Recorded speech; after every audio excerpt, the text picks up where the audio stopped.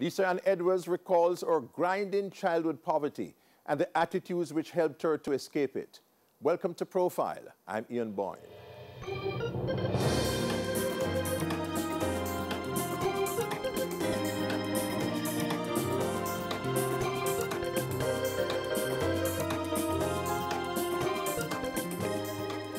Lisa, you grew up in the inner city community of Swallowfield area. But when I read how you described your poverty, it really was of a grinding, dirt-poor nature. I mean, you talk about seeing children, literally eating dirt, not just for fun, it would seem. I mean, seeing, malnourished children around, children falling into pit latrines. The situation was pretty dire when you were growing up in that inner city. Yes, Ian, it was. As a child, I grew up in a little lane called Old Henry Lane, in the community of Swallowfield, which is immediately beside the National Stadium.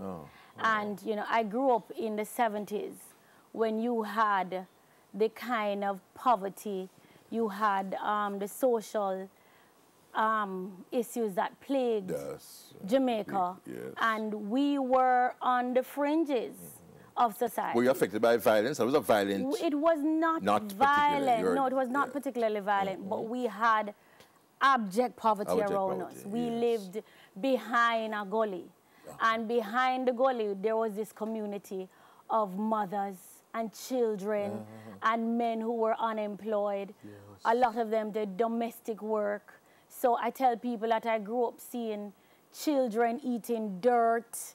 I grew up seeing children falling into pit latrines, because at that time we never had inside plumbing. We never had the fanciness of porcelain toilets. We had zinc. You had to bathe outside? Yeah, man, we had to bathe outside. You had zinc and board and pit latrine. You had to learn the procedure to use a pit latrine. And therefore, as a child, it was not made for children. It wasn't sized to fit, for want of a better term. So as a child, you had to learn the art of sitting on an adult made to fit an adult. And many children did not learn that. So inevitably, they fell in. Whole heap of times you would hear people bawl out, listen, so-and-so fall down in the toilet. And it wasn't then a community effort to get them from. So we, as a child, I had a fear of falling into the toilet. I mean, apart from the fact that you would be mercilessly teased. Yes, of course. Yes, of course, yes. It is something I grew up seeing malnourished children. I grew up seeing children with cuts. I grew up knowing of almost every disease that affected children.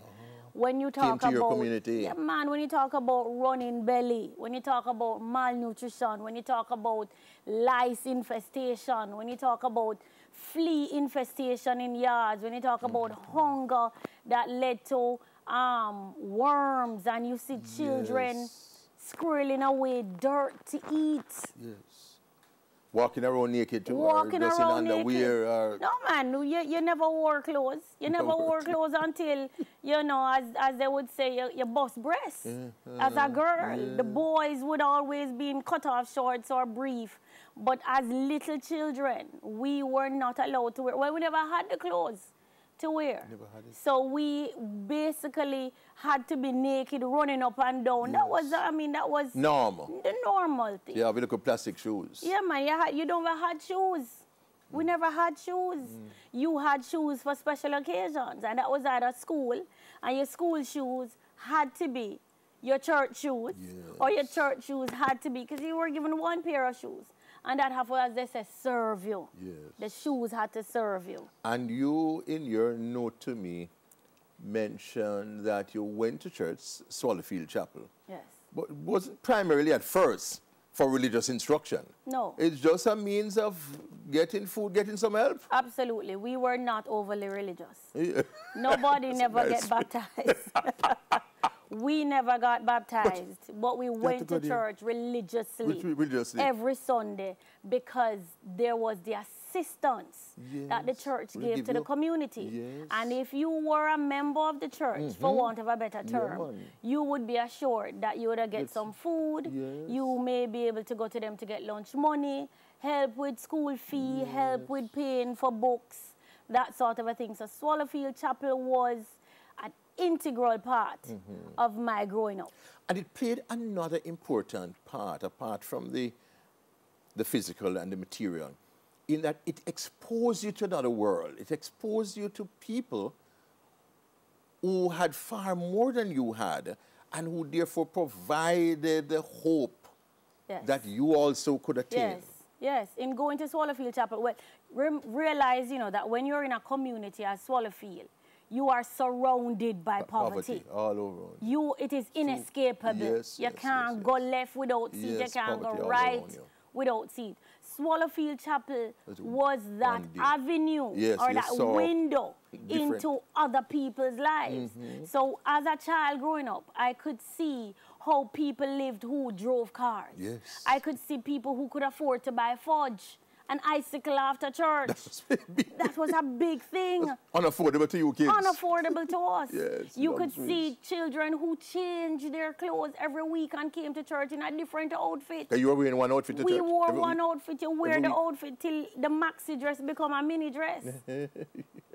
Right? And then when it can't be mini no more, till it bordered on the obscene, you then discarded it and would be, you know, given another dress.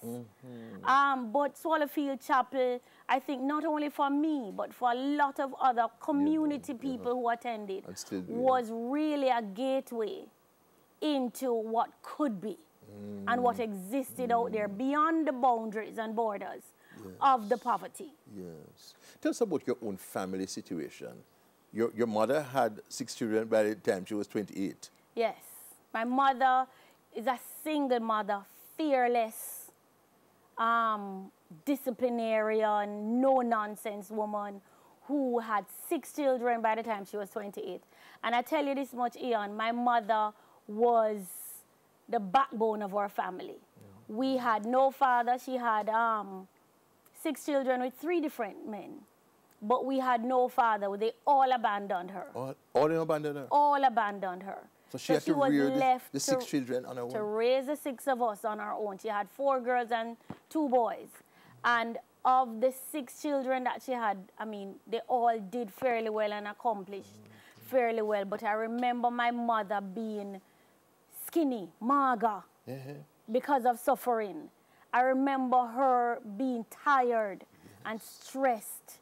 I remember her collarbones would be exposed and sunken from the kind of thing. Because, I mean, she never eat. She wasn't being properly fed. Yes. And, I mean, she had these 6 babies. We were all a year or 2 year, quick succession apart. So what you found was with that enormous responsibility, you know, she had no time for foolishness. No time for... So she was strict. She never wanted you to follow her footsteps. No, no, no. You couldn't. You couldn't.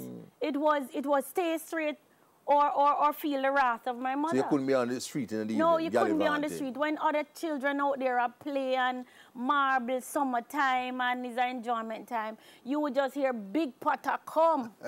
And once you hear Big Potter come, everybody would head inside because we could not be caught outside. And I think what she did was that she recognized that in being a disciplinarian, it saved her problems in the long run. So she was really protecting herself in a way from having to deal with who would be getting pregnant early or who would be involved with the police, things like that. So my mother was a disciplinarian and she raised her 6 children commendably by herself. Lisa Ann Edwards, she has a passion for the poor because those were her own circumstances. No wonder she would later go into politics. She tells us more when we come back from our first break on Profile.